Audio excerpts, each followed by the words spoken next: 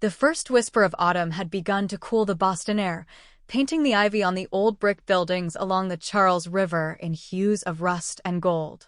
From my office on the 34th floor of the Sterling Thorne Global Tower, I could watch the seasons turn with a clarity that felt both privileged and profoundly isolating. For 5 years, this view had been the silent witness to my life, or rather, the life I had surrendered in service to another's ambition. My name is Alara Vance. I am 34 years old, and until 6 months ago, I was the senior executive coordinator for Serafina Croft, a woman who the world saw as a titan of industry, but whom I knew as the architect of my own slow disappearance. It's strange, the things you learn to live with. The quiet erosion of self-respect, the gradual silencing of your own voice, the way you learn to anticipate another person's needs so completely that you forget you have any of your own. It doesn't happen overnight. It's a death by 1,000 paper cuts, each one too small to protest, until you wake up one day and find you're bleeding out in a silent, well-appointed office. My story doesn't begin with a bang, but with a hum the low, constant thrum of a life lived on someone else's terms. To understand the explosion, you must first understand the pressure that built for 5 years, deep beneath the surface. I joined Sterling Thorne, a prestigious international consulting firm, fresh from grad school, brimming with the kind of earnest, textbook-ready confidence that the real world loves to dismantle. I was assigned to Serafina's team, and she recognized something in me immediately. Not potential, not talent, but a specific kind of pliability. I was organized, meticulous, and pathologically conflict-averse. I saw problems before they happened and had a quiet, almost invisible way of solving them. I was, in short, the perfect foundation upon which she could build her empire. "We're going to be a formidable team, Alara," she'd said during my first performance review, her smile a masterpiece of corporate warmth that never quite reached her cool, calculating eyes. "I see a great future for you here." What she saw was an instrument.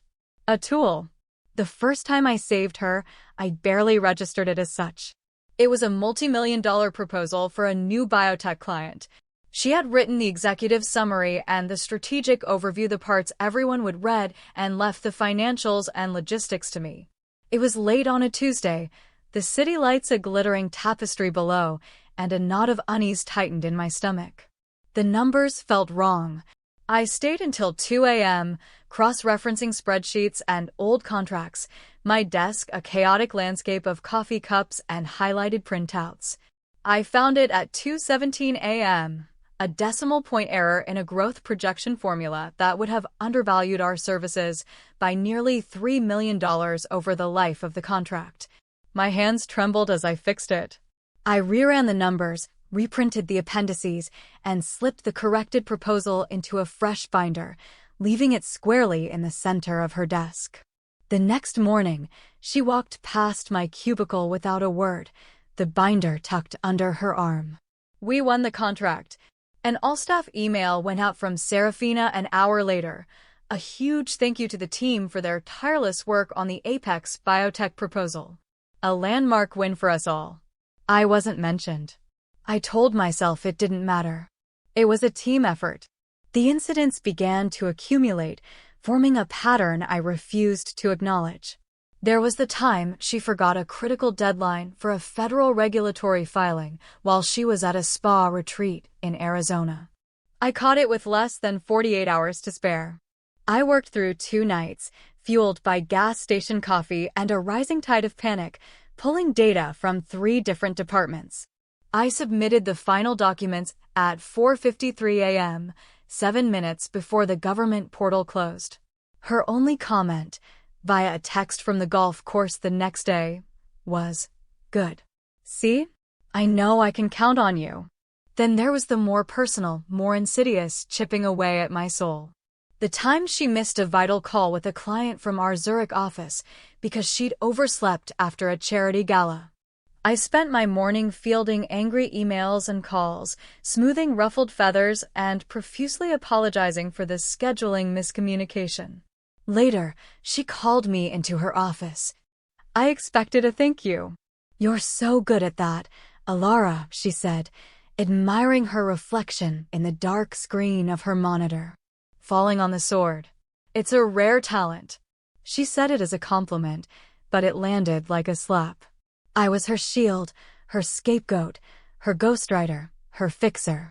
I was the silent, competent engine humming away in the background, ensuring her world ran smoothly.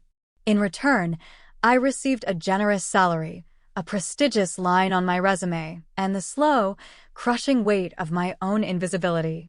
The breaking point, as they so often do, arrived not with a single, cataclysmic event, but with the convergence of professional strain and personal grief. My mother passed away. She had been sick for a while, a quiet battle with cancer that she'd fought with the same stoic grace she'd lived her life. The call came from my father on a Monday morning. Her passing was peaceful. The funeral was scheduled for Thursday in our hometown of Portland, Maine, a small, seaside city that felt a universe away from the steel and glass of Boston. I walked into Serafina's office, my heart a heavy, aching stone in my chest. I had never asked for personal time outside of my allotted vacation days. Never. "I need to take Thursday and Friday off," I said, my voice barely a whisper. "My mother, she passed away." Serafina looked up from her screen, her brow furrowed in annoyance, not sympathy. "This Thursday? Alara, you can't be serious. We have the quarterly review with the executive board on Friday. The presentation." Her presentation. The one I had been building for 3 weeks. The one for which she had given me a handful of incoherent notes and the directive to make it brilliant. "I'm sorry," I said, the words feeling hollow and absurd. "The funeral is on Thursday." "Can't they move it?" she asked, with the genuine, unblinking cluelessness of someone who believed the world and everyone in it was merely a supporting character in her own drama. "Just a few days? To next week?" I stared at her, a chasm of disbelief opening within me. "Move a funeral?" She sighed, a dramatic, put-upon sound. "Fine. Go. But I need that presentation deck finalized before you leave. And you need to be back here Friday morning for the meeting. No exceptions. We'll be dialing in the London partners. It's critical." I went to the funeral. I sat in a hard wooden pew in the little church where I'd been christened, the scent of sea salt and lilies filling the air. I watched my father, his shoulders stooped with a grief so immense it seemed to physically diminish him. I listened to my aunt tell stories about my mother's love for gardening, her terrible singing voice, her secret recipe for blueberry pie. And all the while, a part of my brain was running through pivot tables and revenue projections. I felt like a ghost at my own mother's farewell. I hugged my father goodbye at the church door, unable to stay for the reception, for the gathering of family and shared memories that is the true balm for grief. I had to catch the last flight back to Boston. I landed at Logan Airport just before midnight. I took a cab straight to the office. The building was dark and silent, a sleeping giant. I let myself in and spent the next 6 hours refining the presentation, correcting Serafina's clumsy additions, and making it, as she'd requested, brilliant. I showered and changed in the executive gym, my reflection in the mirror a pale, haunted stranger. And that brings us to the conference room. 9 a.m. The long, polished mahogany table reflected the grim faces of 23 executives, their expensive suits a somber uniform. At the head of the table stood Serafina, a vision in a sharp, black dress, a single strand of pearls at her throat. Behind her, the presentation I had finished just hours before glowed on the massive screen. 10 minutes before the meeting, as I was doing a final check, I had noticed a catastrophic error. A single slide where the data from the previous quarter had been mistakenly carried over, making our growth look stagnant. It was a simple copy-paste error, her error, from a last-minute change she had insisted on making herself. In a quiet, panicked rush, I had fixed it, uploading the corrected version to the server just as the first partners were arriving. I had saved her from public, international humiliation. Again. The meeting was going well. The partners were nodding. Then came the Q&A. One of the London partners, a notoriously sharp-eyed man named Alastair Finch, honed in on the slide I had corrected. "Serafina, a brilliant quarter," he said, his voice crisp through the speakerphone. "I do have one question about the projections on slide 27. The source data seems to be a significant departure from what we saw last month. Can you walk us through the change?" A flicker of panic in Serafina's eyes. She didn't know. She hadn't even realized I'd fixed her mistake. She had no idea what the new numbers were or where they came from. She was exposed. I did what I always did. I leaned forward and whispered, so softly only she could hear, "It's from the revised analytics from the Q3 report, page 12. The growth is organic, driven by the new Apex account." I was handing her the answer. The life raft. She turned her head, her perfectly lipsticked mouth tightening into a thin, venomous line. The room was silent, waiting for her expert response. And that's when she chose to detonate. She didn't answer Alastair. She looked directly at me. Her voice wasn't a shout, but it was far more terrifying. It was a low, focused projectile of pure fury. "I would pay $250,000 to never see your face again." The words sliced through the sterile, air-conditioned quiet. 23 pairs of eyes, which had been dutifully focused on notebooks and coffee cups, snapped up. The silence that followed was thick and suffocating, like cement hardening around my feet. I could feel the heat rising in my cheeks, a blush of such profound shame it felt like a physical burn. She wasn't done. She leaned forward, placing her manicured hands flat on the table, her voice dropping to a theatrical, seething whisper for the whole room to hear. "I said I would pay $250,000 to never see your pathetic, hovering face again, Alara. Do you understand me?" My hands were shaking under the table, my knuckles white. 5 years of my life. 5 years of swallowing my pride, of absorbing her blame, of polishing her reputation while mine dissolved. 5 years of being the dependable, invisible rock. I thought of my mother. I thought of her funeral, of my father's face, of the stories I had missed. And in that moment, something inside me didn't break. It forged. All eyes were on me. They were waiting for the usual script. The lowered head, the whispered apology, the quiet retreat. They were waiting for me to fall on the sword one last time. I lifted my chin. I looked past the stunned faces of the executives, past the gleaming table, and met Serafina Croft's furious gaze. My own voice, when it came, was clear and steady. It sounded like it belonged to someone else. Someone I hadn't met in a very long time. "Deal." The hum of the ventilation system was suddenly deafening. You could have heard a pearl drop. Serafina's expression was a slow-motion car crash of disbelief and rage. "What did you just say?" I pushed my chair back, the sound of its legs scraping against the floor shockingly loud. I stood up. I said, "Deal, $250,000. I accept your offer." I took a deep, shuddering breath, the first clean breath I felt I'd taken in years. "You'll have my resignation letter within the hour." I turned and walked out of the conference room. I didn't look back. It felt like breaking the surface of the water after being held under for too long. I was gasping, but I was breathing. Back at my desk, my fingers hovered over the keyboard. I began to type my resignation, the words feeling inadequate and small. But as I wrote, Serafina's words echoed in my mind. $250,000. It had been a public declaration. An offer made in front of witnesses. A different idea began to take root, a small, defiant seedling in the barren soil of my burnout. What if I held her to it? What if this wasn't just an escape, but a transaction? She had built her career on my labor, my intellect, my silence. What if I made her pay for it literally? I deleted the resignation letter. I opened a new, blank document. I created a folder and named it the Croft Ledger. For 5 years, I had been documenting everything. Not out of a desire for revenge, but because it was in my nature. I was a meticulous record keeper. Every late-night email with a frantic, borderline incoherent request. Every document I had created from scratch that she had later claimed as her own. Every calendar entry that proved she was at a luncheon when she claimed to be in a client meeting.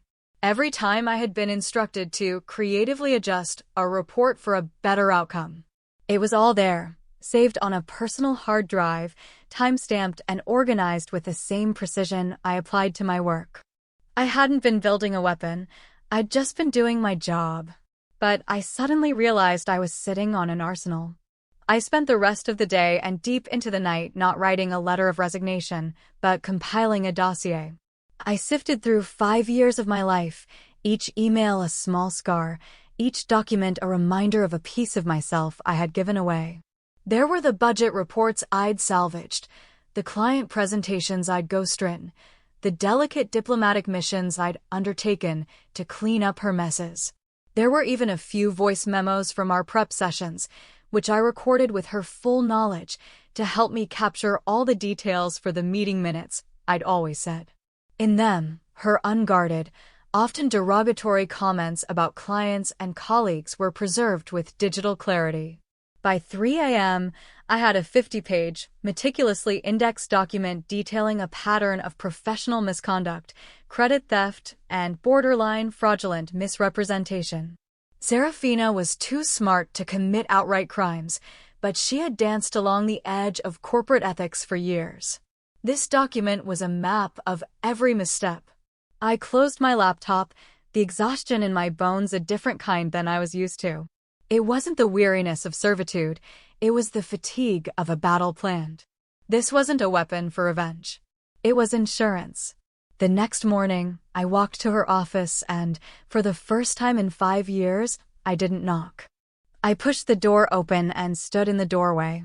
She looked up, startled, a flash of annoyance crossing her features before she composed it into a mask of weary authority.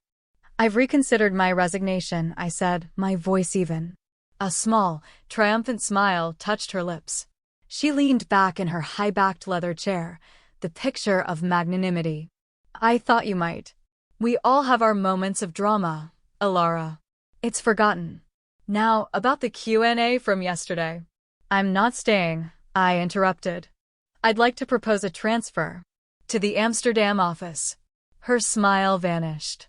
The Amsterdam office was Sterlingthorne's fastest-growing European hub, a place where innovative projects were launched and careers were made. It was a promotion, not a retreat. "That's out of the question," she said flatly. "You're far too valuable here." "I've already spoken with Lars Vandermeer," I said, bluffing slightly.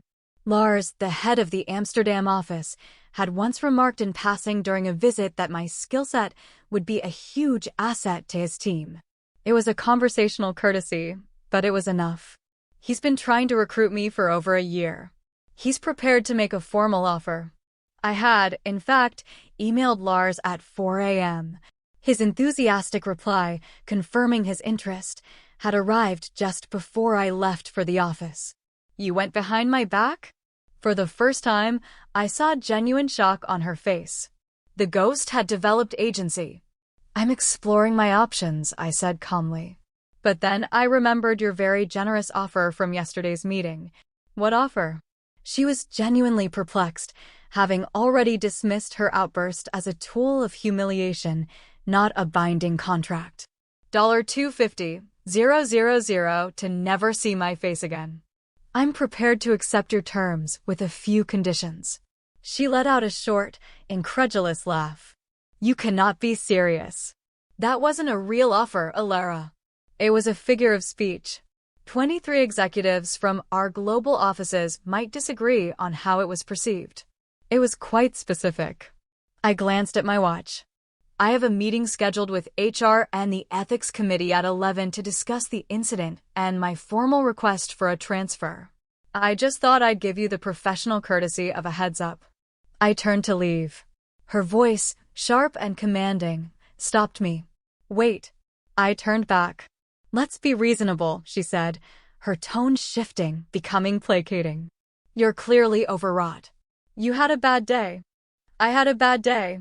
Let's not blow this out of proportion."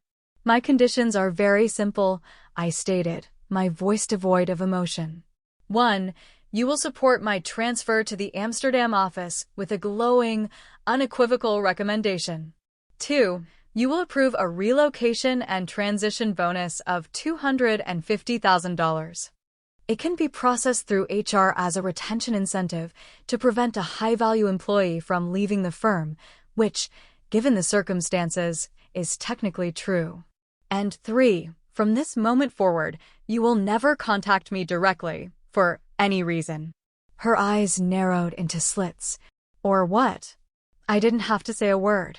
I just met her gaze. She was brilliant. I'd give her that. She could connect the dots. She knew my obsession with documentation. She knew that if I went to Amsterdam under the wing of Lars van der Meer, a man she viewed as a rival, I would be out of her control. And she knew that my 5 years of silent work contained enough of her secrets to dismantle the pristine reputation she had so carefully constructed. A long, tense silence stretched between us. Finally, she broke it, her voice a low growl. I'll consider it. The transfer request needs your signature by 5 p.m. today, I said, placing a folder on the corner of her desk. I've taken the liberty of drafting the recommendation letter for you. All it needs is your signature. As I walked out of her office, I heard her mutter, so quietly I almost missed it, when in the hell did you grow a spine? The truth was, it had always been there. It was just buried under the weight of her expectations, her demands, and my own complicity in my silence. The transfer was approved by 4:30 that afternoon. The bonus was processed the following week. Her signed recommendation letter described me as an irreplaceable strategic asset and an individual of the highest caliber and integrity. 2 weeks later, I was on a flight to Amsterdam, watching the lights of Boston shrink until they were indistinguishable from the stars. I should have felt victorious.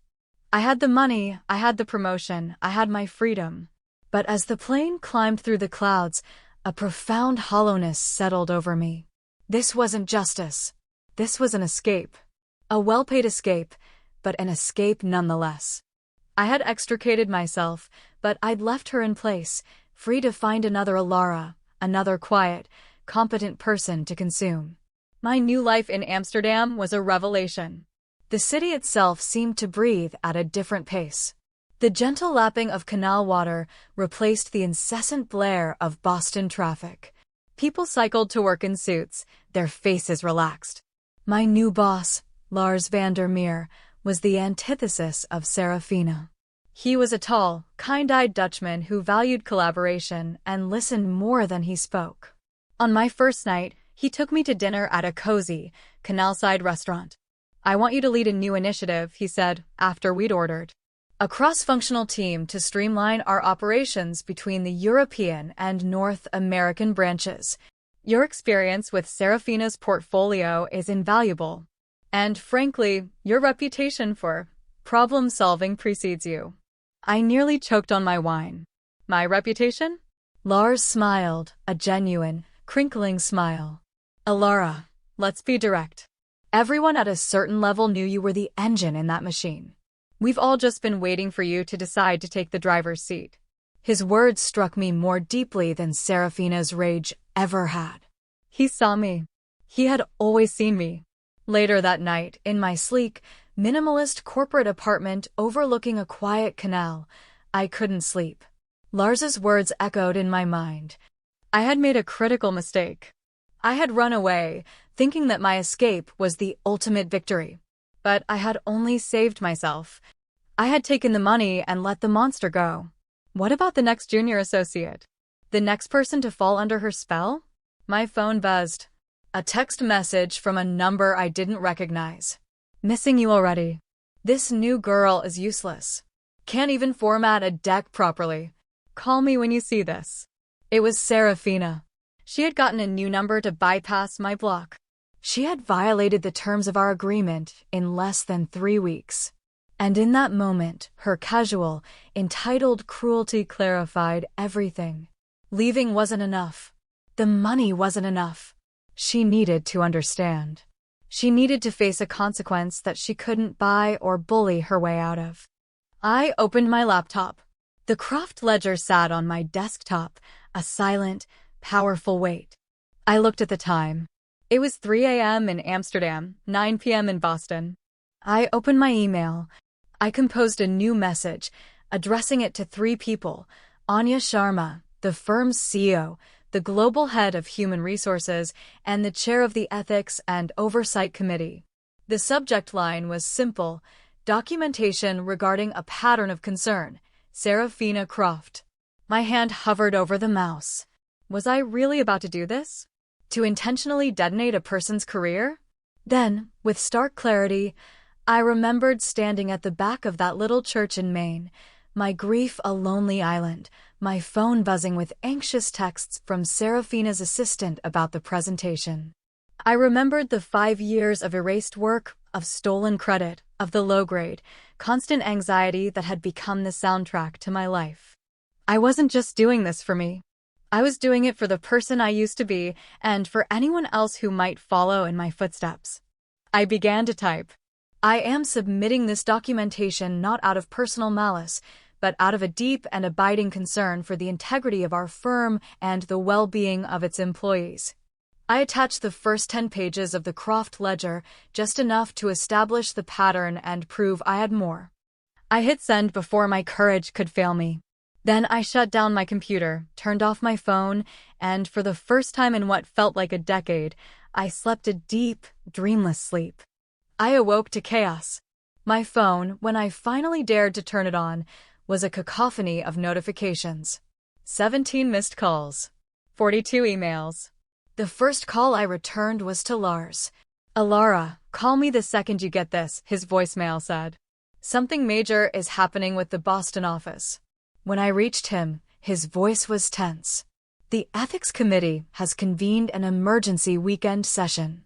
Anya Sharma is flying back from a conference in Tokyo. They formally requested the complete file you referenced.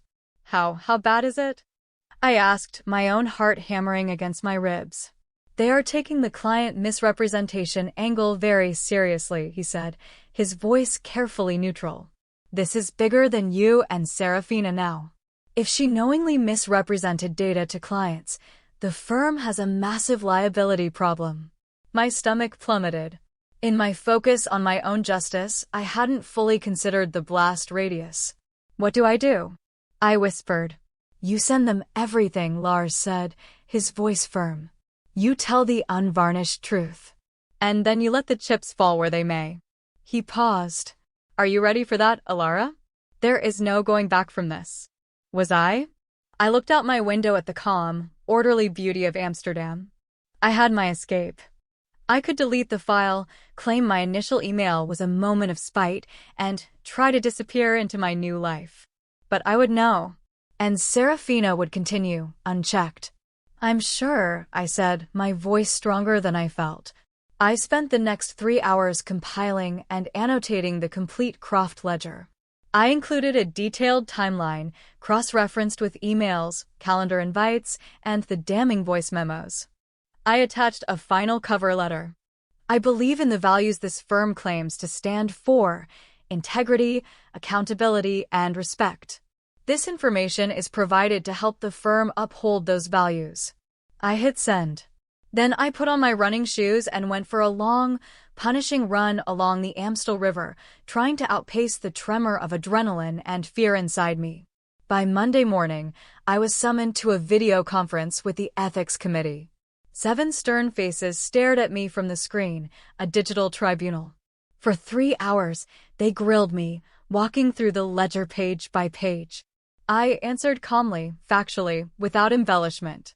The evidence spoke for itself. Why did you wait 5 years to bring this forward, Ms. Vance? Asked an older partner, his tone skeptical. I took a breath. Because for 4 years and 11 months, I believed it was a personal problem I had to manage. I thought it was my failure for not setting better boundaries. Then, in a room full of my colleagues, she tried to strip me of my last ounce of dignity after I had just buried my mother. And I realized this wasn't about me. It was about her. And it wasn't a personal problem. It was a corporate liability. The call ended. I was left in the quiet of my apartment, feeling drained and strangely serene. The truth was out. Whatever came next was no longer my burden to carry alone. 3 days of excruciating silence followed. Then, on Thursday afternoon, I received a direct call from Anya Sharma, the CEO. "Alara, I wanted to speak with you personally," she said. Her voice was calm but carried an unmistakable weight of authority. "The board has reviewed the evidence. Serafina's partnership has been terminated, effective immediately." A wave of something, not triumph, but a profound, weary relief, washed over me. It was done. However, Ms. Sharma continued, "This has created a delicate situation. Serafina is not going quietly. She has retained legal counsel and is threatening a wrongful termination suit, claiming your evidence is a fabrication born of professional jealousy." My blood ran cold.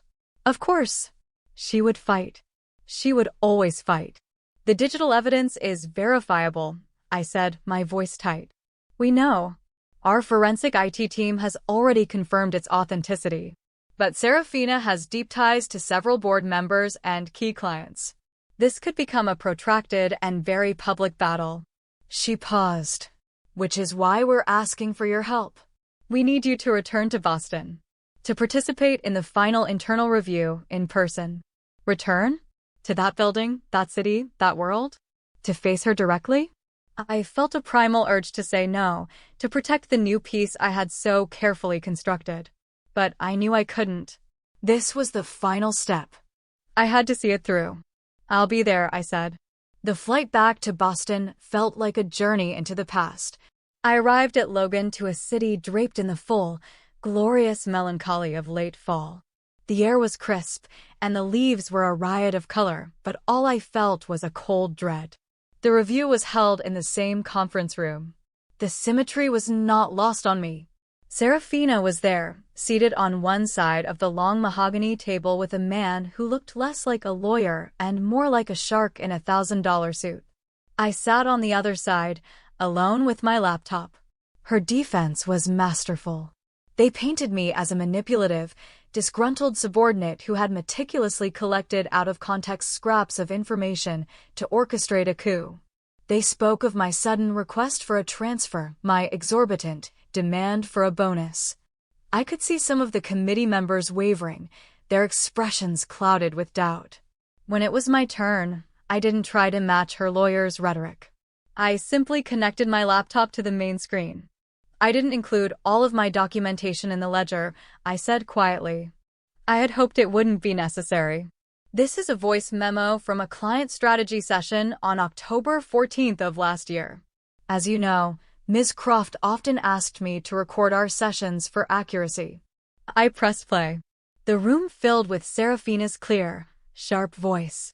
"The projections are weak," her voice said. "We need to show a 15% growth curve, not 7. Go back into the source data, Alara. Find some synergies and efficiencies. I don't care if they're real. Just make the numbers sing. The client is an idiot. He won't know the difference." I stopped the recording. I looked across the table. All the color had drained from Serafina's face. Her mask of composure had shattered. "I have 17 such recordings," I said to the silent room. She stood up so abruptly her chair shot back and hit the wall with a loud crack, the exact same sound my own chair had made months before. "This is a setup," she hissed, her voice ragged. "She's a viper. She's been planning this for years, twisting my words, plotting to destroy me." Anya Sharma, the CEO, looked at her, her expression unreadable. "Serafina, is it your voice on the recording?" Serafina's eyes darted around the room, searching for an ally and finding none. She turned her furious gaze on me. "You are nothing," she spat, her voice trembling with a rage that was no longer controlled. "You were a secretary. I made you. I will ruin you for this." I met her gaze, and for the first time, I felt not fear, not anger, but a deep, sorrowful pity. "No one made me anything, Serafina," I said, my voice soft but clear. "I was always here. You just never bothered to see me. It was over. The board's decision was swift and unanimous. Later that day, Anya Sharma called me to her office. It's done, she said. But we have a problem. 3 of Serafina's key accounts are threatening to leave in the wake of this. They trusted her, and now that trust is broken. We need someone to step in who understands the history, who knows the clients, and who can repair the damage with integrity. I knew what she was going to say before she said it. The board has authorized me to offer you an interim partnership, she said, to take over Serafina's portfolio. Her office. Her team. It's a trial by fire, but we believe you're the only one who can do it. The irony was staggering. To be offered everything I had once helped her maintain. I spent the weekend walking the city, along the waterfront and through the quiet, cobblestone streets of Beacon Hill. I thought about my mother and how she always said that the strongest trees are the ones that grow in the hardest soil. I hadn't asked for this fight, but it had found me. And in fighting it, I had found myself. On Monday morning, I accepted the offer with one condition. I'll lead the team, I told Ms. Sharma. But I will not become her. My team will leave at 6 p.m. We will give credit where it is due. We will operate with transparency. And I will split my time between here and Amsterdam. I've built a life there. I won't give it up. She agreed. That was 3 months ago. My life is now a strange and challenging dance between 2 cities, 2 cultures. I am rebuilding a team, not on a foundation of fear, but on one of mutual respect. Last week, I heard through the grapevine that Serafina had taken a much lower-level consulting job in a small firm in Chicago. Her Boston penthouse is on the market. As I was leaving my new office last night, the one with the stunning view of the Charles River, my phone buzzed with a text from an unknown number. This isn't over. You haven't won. I smiled, a real, genuine smile. I thought about her offer in that conference room, the one that had started it all. I texted back a single, final message. Yes, it is. You offered $250,000 for my absence. I took the money, I took the job, and I took back my life. Deal closed. I blocked the number and walked out into the cool, crisp Boston night. The air was clean, and for the first time, I felt like I could breathe it all in. The journey hadn't been about revenge. It had been about reclamation. It was the long, difficult, and ultimately beautiful process of learning to say, simply and with unwavering conviction, I am here. And I am worth more.